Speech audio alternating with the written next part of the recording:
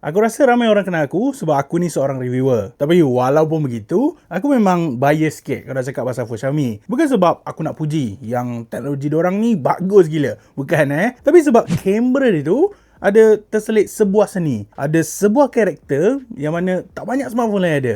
So ini dia Xiaomi 17T Pro. Dan yes, saya tak kamera dia lah. Benda yang paling indah di mata aku. Even spek atas kertas macam tak banyak beza. Tapi apa yang berubah, main sensor dia sekarang dah guna 50MP Light Fusion 950. Dan yang menariknya, ia juga siap datang dengan LSC, ALD dan SWC coating.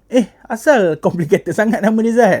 Jangan pening dulu. Senang cerita, Xiaomi letak coating barulah. Which is to LSC coating, dia bantu untuk tangkap cahaya supaya gambar jadi terang tanpa boost ISO yang tinggi. Manakala untuk ALD dan SWC coating tu pula, technically dia berfungsi untuk kurangkan masalah flare atau ghosting effect. Yang benda ni memang jelas lah korang boleh nampak dekat gambar yang aku dah ambil. Surprisingly, output dia cukup impresif. Lagi-lagi bila kita shoot waktu malam guna main sensor dia. Yelah, biasa waktu malam ni suasananya busy kan. Ada lampu jalan bagai. Namun sepanjang aku pakai Xiaomi 17T Pro, hasil dia boleh kata nearly perfect. Aku suka dengan exposure dia yang nampak well exposed. Lepas tu noise pun tak nampak ketara. Dan bila low light dia solid, untuk gambar siang lagi awesome kan. So far aku tak ada benda nak complain. Main sensor dia punya processing boleh cakap cukup matang untuk handle isu yang common. And salah satu kekuatan Xiaomi T series dari dulu lagi adalah pada telephoto lens dia. Jujur cakap, untuk price range macam ni memang susah tau korang nak cari smartphone yang boleh provide 5 kali optical zoom. So kalau korang jenis yang suka shoot gambar building, suka street photography tapi malu nak datang dekat dengan objek, bagi aku focal length 150mm ni memang ngam.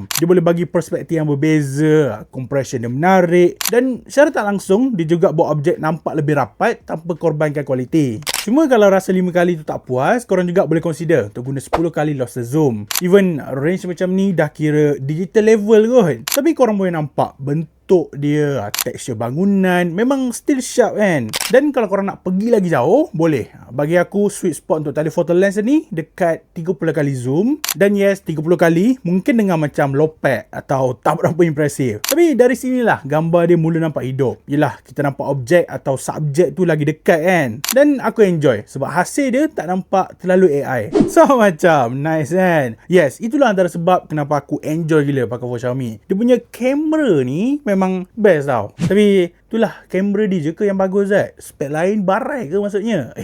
Tak juga. Korang chill dulu dan stay tune untuk next video. Aku akan share lagi meluas overall experience aku guna phone ni sebagai daily driver. Aku paling nak tengok bateri dia perform ke tak. So make sure korang stay tune, dan kalau ada apa-apa korang komen dekat bawah. Aku nak tahu.